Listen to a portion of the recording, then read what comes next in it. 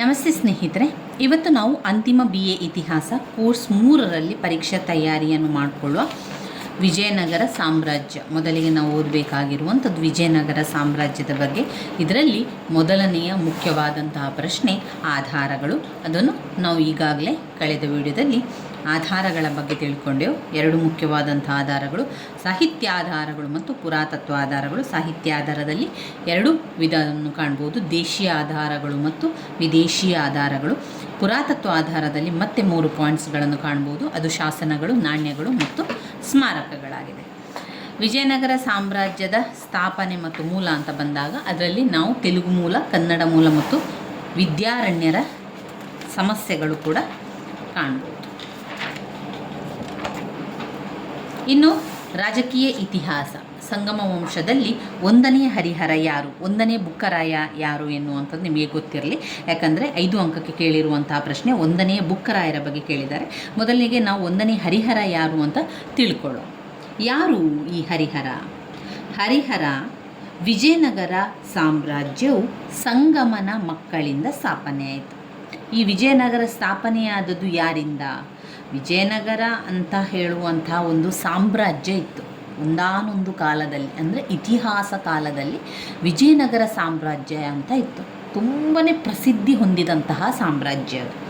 ಆ ವಿಜಯನಗರ ಸಾಮ್ರಾಜ್ಯವನ್ನು ಸ್ಥಾಪನೆ ಮಾಡಿದವರು ಸಂಗಮನ ಮಕ್ಕಳು. ಸಂಗಮನ ಮಕ್ಕಳಿಂದ ಸ್ಥಾಪನೆ ಆಗಿರುವಂಥದ್ದು. ಅಂದರೆ ಯಾರು ಈ ಸಂಗಮ? ಸಂಗಮ ಒಬ್ಬ ರಾಜ. ಸಂಗಮನಿಗೆ 5 ಜನ ಮಕ್ಕಳು. ಅವರೆಲ್ಲ ಯಾರು ಅಂತ ಹೇಳಿದರೆ, ಮೊದಲನೆಯವ ಹರಿಹರ, 2 ಬುಕ್ಕ, 3 ಕಂಪಣ್ಣ, 4 ಮಾರಪ್ಪ, 5 ಮುದ್ದಪ್ಪ. ಈ ರೀತಿ 5 ಜನ ಮಕ್ಕಳು ಯಾರಿಗೆ? ಸಂಗಮನಿಗೆ. ಆದರೆ ವಾಸ್ತವವಾಗಿ ಹರಿಹರ ಮತ್ತು ಬುಕ್ಕರನ್ನು ವಿಜಯನಗರದ ಸಾಮ್ರಾಜ್ಯದ ಸ್ಥಾಪಕರೆಂದು ನಂಬಲಾಗಿದೆ. ಅಂದರೆ ಬೇರೆ ಕಡೆಗಳಲ್ಲೆಲ್ಲ ನಾವು ನೋಡಿದರೆ ವಿಜಯನಗರದ ಸ್ಥಾಪನೆ ಮಾಡಿದವರು ಯಾರು ಅಂತ ಬಂದಾಗ ಎಲ್ಲ ಕಡೆಯಲ್ಲಿ ಬರುವಂತಹ ಉತ್ತರ ಹರಿಹರ ಮತ್ತು ಬುಕ್ಕರು ವಿಜಯನಗರ ಸಾಮ್ರಾಜ್ಯವನ್ನು ಸ್ಥಾಪನೆ ಮಾಡಿದರು ಅಂತ ಹೇಳುವಂಥದ್ದು. ಈ ಸಾಮ್ರಾಜ್ಯ ಯಾವಾಗ ಆರಂಭವಾಯಿತು? ಕ್ರಿಸ್ತ ಶಕದಲ್ಲಿ ಆರಂಭ ಆಗಿದೆ. ಕ್ರಿಸ್ತ ಶಕ 1336ರಿಂದ 1646ರವರೆಗೆ ಸುಮಾರು 4 ರಾಜವಂಶಗಳ ಕಾಲಾನುಕ್ರಮದಲ್ಲಿ ಈ ಒಂದು ಸಾಮ್ರಾಜ್ಯವನ್ನು ಆಳಿದ್ದಾರೆ. ಯಾವೆಲ್ಲ ವಂಶ? 1 ಸಂಗಮ ವಂಶ, 2 ಸಾಳವ ವಂಶ, 3 ತುಳು ವಂಶ, 4 ಅರವೀಡು ವಂಶ. ಈ 4 ವಂಶಸ್ಥರು ವಿಜಯನಗರ ಸಾಮ್ರಾಜ್ಯವನ್ನು ಆಳ್ವಿಕೆಯನ್ನು ಮಾಡಿದ್ದಾರೆ. ಸಂಗಮ ವಂಶ, ಸಾಳವ ವಂಶ, ತುಳು ವಂಶ, ಅರವೀಡು ವಂಶ. 1ನೇ ಹರಿಹರ. 1ನೇ ಹರಿಹರ ಅಂದರೆ ಸಂಗಮನ ಹಿರಿಯ ಮಗ. ಹರಿಹರನು ಸಂಗಮನ ಮಕ್ಕಳಲ್ಲಿ ಹಿರಿಯವನಾಗಿದ್ದ. ತನ್ನ ಸಹೋದರರ ಸಹಾಯದಿಂದ ಈ ಒಂದು ವಿಜಯನಗರ ಸಾಮ್ರಾಜ್ಯವನ್ನು ಕಟ್ಟಿರ್ತಾನೆ. ಆರಂಭದಲ್ಲಿ ಇವನು ಹೊಯ್ಸಳರ ಸಾಮಂತನಾಗಿದ್ದನು. ಈ ಅವಧಿಯಲ್ಲಿ ಕ್ರಿಸ್ತಶಕ 1336ನೇ ಇಸವಿಯಲ್ಲಿ ಬಾರ್ಕೂರಿನಲ್ಲಿ ಒಂದು ಕೋಟೆಯನ್ನು ಕಟ್ಟಿಸಿ ಅನಂತಪುರ ಜಿಲ್ಲೆಯ ಗುತ್ತಿಯನ್ನು ವಶಪಡಿಸಿಕೊಳ್ತಾನೆ. 1347ರಲ್ಲಿ ಬಾದಾಮಿ ಕೋಟೆಯನ್ನು ನಿರ್ಮಿಸಿ ಹೊಯ್ಸಳ ರಾಜ್ಯದ ಉತ್ತರ ಭಾಗವನ್ನು ಪೂರ್ವದಿಂದ ಪಶ್ಚಿಮ ಕರಾವಳಿಯವರೆಗೆ ಹರಡಿರುವ ಪ್ರದೇಶಗಳನ್ನು ಆತ ಗೆದ್ದುಕೊಂಡು ರಾಜ್ಯವನ್ನು ವಿಸ್ತರಣೆ ಮಾಡ್ತಾನೆ. ಪೂರ್ವ, ಪಶ್ಚಿಮ ಸಮುದ್ರಾಧೀಶ್ವರ ಎಂಬ ಬಿರುದು ಕೂಡ ಯಾರಿಗೆ ಸಿಗ್ತದೆ? ಹರಿಹರನಿಗೆ ಸಿಕ್ಕುವಂಥದ್ದು. ಇವನು ಉತ್ತರದಲ್ಲಿ ತುಂಗಭದ್ರಾ ನದಿಯಿಂದ ದಕ್ಷಿಣದಲ್ಲಿ ಕೊಂಕಣ ನದಿಯ ತನಕ, ಪೂರ್ವದಲ್ಲಿ ಕಡಪ, ನೆಲ್ಲೂರು, ಪಶ್ಚಿಮದಲ್ಲಿ ಗೋದಾವರಿ ರಾಜ್ಯ ತನಕ ವಿಸ್ತಾರ ಮಾಡ್ತಾನೆ ಹೋಗ್ತಾನೆ. ಹೇಗೆ ವಿಸ್ತಾರ ಮಾಡುವಂಥದ್ದು? ಯುದ್ಧವನ್ನು ಮಾಡುವಂಥದ್ದು, ಆ ಪ್ರದೇಶವನ್ನು ಗೆಲ್ಲುವಂಥದ್ದು. ಆ ರೀತಿಯಾಗಿ ಎಲ್ಲ ಯುದ್ಧಗಳಲ್ಲಿ ಗೆದ್ದು ಪಶ್ಚಿಮದ ಗೋವಾವರೆಗೆ ರಾಜ್ಯವನ್ನು ವಿಸ್ತರಿಸ್ತಾನೆ. ವೀರಪ್ರತಾಪ, ಮಹಾರಾಜಾದಿರಾಜ, ಅರಿರಾಯ ವಿವಾವಾಡ ಎಂಬ ಬಿರುದುಗಳು, ಬೇರೆ ಬೇರೆ ಬಿರುದುಗಳು ಹರಿಹರನಿಗೆ ಸಿಗ್ತದೆ. ಪಶ್ಚಿಮದ ಗೋವಾ ತನಕ ಇರ್ತದಲ್ವ, ಇದನ್ನೆಲ್ಲ ಮಾಡಿದ್ದು ಹರಿಹರ. ಇವನ ಆಳ್ವಿಕೆಯಲ್ಲಿ ತನ್ನ ರಾಜ್ಯದ ಉತ್ತರ ದಿಕ್ಕಿನಲ್ಲಿ 1347 ಯಾವಾಗ ಅವನ ಆಳ್ವಿಕೆಯಲ್ಲಿ ತನ್ನ ರಾಜ್ಯದ ಉತ್ತರ ದಿಕ್ಕಿನಲ್ಲಿ, ಯಾರ ಹರಿಹರ ರಾಜನ ಒಂದು ರಾಜ್ಯದ ಉತ್ತರ ದಿಕ್ಕಿನಲ್ಲಿ 1347ರಲ್ಲಿ ಬಹುಮನಿ ಸಾಮ್ರಾಜ್ಯ ಸ್ಥಾಪನೆಯಾಗ್ತದೆ. ಅದು ವಿಜಯನಗರದೊಡನೆ ದಕ್ಷಿಣ ಭಾರತದ ಅಧಿಕಾರಕ್ಕಾಗಿ ನಂತರ ಯುದ್ಧಗಳು ಕೂಡ ಆಗ್ತದೆ. ಬಹುಮನಿ ಸಾಮ್ರಾಜ್ಯ ಸ್ಥಾಪನೆ ಆಗ್ತದೆ. ಬಹುಮನಿ ಸಾಮ್ರಾಜ್ಯ ಸ್ಥಾಪನೆ ಆಗುವಂಥದ್ದು ಆ ರೀತಿಯಾಗಿ.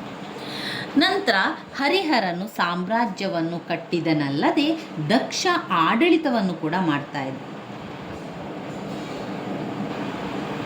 ತನ್ನ ಸೋದರರಾದ ಬುಕ್ಕನು ಯುವರಾಜನಾಗಿ, ಕಂಪಣ್ಣನಿಗೆ ಉದಯಗಿರಿ, ಮಾರಪ್ಪನಿಗೆ ಮಲೆರಾಜ್ಯ, ಮುದ್ದಣ್ಣನಿಗೆ ಮುಳಬಾಗಿಲು ಪ್ರಾಂತ್ಯಗಳ ಪ್ರಾಂತ್ಯಾಧಿಕಾರಿಯನ್ನಾಗಿ ನೇಮಿಸಿ ಹರಿಹರನು ಕೃಷಿ, ವ್ಯಾಪಾರ, ವಾಣಿಜ್ಯ ಚಟುವಟಿಕೆಗಳಿಗೆ ರಾಜ ಪ್ರೋತ್ಸಾಹ ನೀಡ್ತಾನೆ.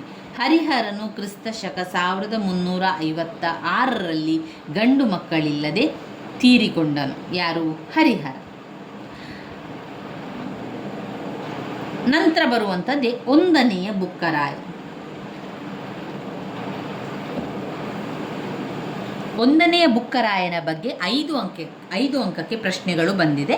1ನೆಯ ಬುಕ್ಕರಾಯ ಕೂಡ ಸಂಗಮನ ಸಂಗಮನ 2ನೆಯ ಮಗ. ತನ್ನ ಅಣ್ಣನ ಜೊತೆ ಕೈಗೂಡಿಸಿಕೊಂಡು ಆಡಳಿತವನ್ನೆಲ್ಲ ಮಾಡ್ತಾ ಇದ್ದ. ತನ್ನ ಅಣ್ಣನ ಬಲಗೈಯಾಗಿ ಸಾಮ್ರಾಜ್ಯದ ಸ್ಥಾಪನೆಗಾಗಿ ಶ್ರಮಿಸಿ 1ನೆಯ ಬುಕ್ಕನು ಯುವರಾಜನಾಗಿ ಅಪಾರ ಆಡಳಿತದ ಅನುಭವವನ್ನು ಪಡೆದನು. ಸಂಗಮರಲ್ಲಿ ಪ್ರಬಲ ದೊರೆಯಾಗಿ ಹೆಸರು ಗಳಿಸಿದ್ದಾರೆ.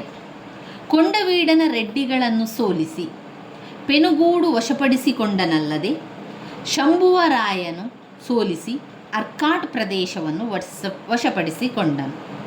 ಬುಕ್ಕನು ಬಹುಮನಿ ಸುಲ್ತಾನ 1ನೆಯ ಮಹಮ್ಮದ್ನನ್ನು ಹಿಮ್ಮೆಟ್ಟಿಸಿ ರಾಯಚೂರು, ಮುದಗಲ್, ಆದವಾನ ಕೋಟೆಗಳನ್ನು ಜಯಿಸಿದನು. ಬುಕ್ಕರಾಯನ ಚರಿತ್ರಾರ್ಹ ಸಾಧನೆ ಎಂದರೆ ಮದುರೈ ಸುಲ್ತಾನನನ್ನು ಸೋಲಿಸಿದುದು. ಈ ಮಾಹಿತಿಯನ್ನು ಕಂಪಣ್ಣನ ಪತ್ನಿ ಗಂಗಾಂಬಿಕೆ ತನ್ನ ಮಧುರ ವಿಜಯಂ ಎನ್ನುವಂಥ ಕೃತಿಯಲ್ಲಿ ವಿವರಿಸಿದ್ದಾಳೆ. ಹಿಂದೂ ಪೀಡಕನಾದ ಸುಲ್ತಾನನನ್ನು ವಿದ್ಯಾರಣ್ಯರ ಅಪ್ಪಣೆಯಂತೆ ಬುಕ್ಕನ ಹಿರಿಯ ಮಗ ವಿದ್ಯಾರಣ್ಯರ ಅಪ್ಪಣೆಯಂತೆ ಬುಕ್ಕನ ಹಿರಿಯ ಮಗ ಅಂತ ಕೊಟ್ಟಿದ್ದಾರೆ. ಆದರೆ ಅವರು ಹಿರಿಯ ಮಗ ಹರಿಹರ ಎಂದು ಮೊದಲು ಕೊಟ್ಟಿರುವಂಥದ್ದು. ಇಲ್ಲಿ ನಂತರ ಕಂಪಣ್ಣನಾಗಿ ಹರಿಹರ, ಬುಕ್ಕ, ಕಂಪಣ್ಣ, ಮಾರಪ್ಪ, ಮುದ್ದಪ್ಪ ಇವರಿಷ್ಟು ಜನ ಇರುವಂಥದ್ದು. ಇಲ್ಲಿ ಹಿರಿಯ ಮಗ ಕಂಪಣ್ಣನು ಮದುರೈ ಸುಲ್ತಾನ ಮುಬಾರಕನನ್ನು ಸೋಲಿಸಿ ಹಿಂದೂ ರಾಜ್ಯವನ್ನು ಕಟ್ಟಿಸಿ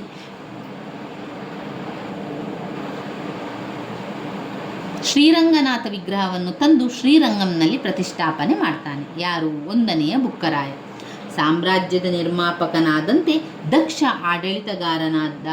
ಆಡಳಿತಗಾರನಾದ ಬುಕ್ಕನು ಸಿಲೋನ್ ಮತ್ತು ಚೀನಾದ ಮಿಂಗ್ ದೊರೆಗಳ ಬಳಿಗೆ ತನ್ನ ರಾಯಭಾರಿಗಳನ್ನು ಕಳಿಸಿ ಅವರ ರಾಯಭಾರಿಗಳನ್ನು ಬರಮಾಡಿಕೊಳ್ಳುವ ಮೂಲಕ ಅಂತಾರಾಷ್ಟ್ರೀಯ ಸಂಬಂಧಗಳನ್ನು ಬೆಳೆಸಿಕೊಂಡಿದ್ದರು.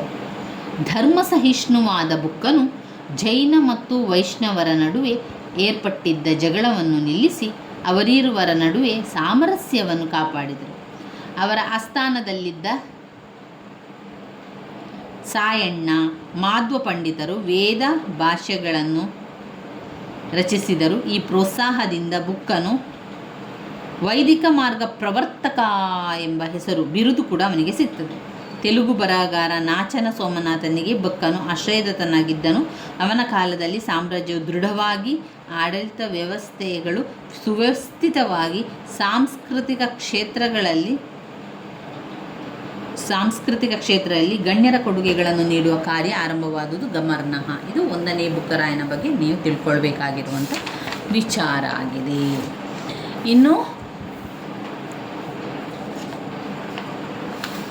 2ನೆಯ ದೇವರಾಯ ಅಂದರೆ ಇಮ್ಮಡಿ ದೇವರಾಯನ ಸಾಧನೆಗಳ ಬಗ್ಗೆ ಓದ್ಕೊಳ್ತಾ ಹೋಗುವ.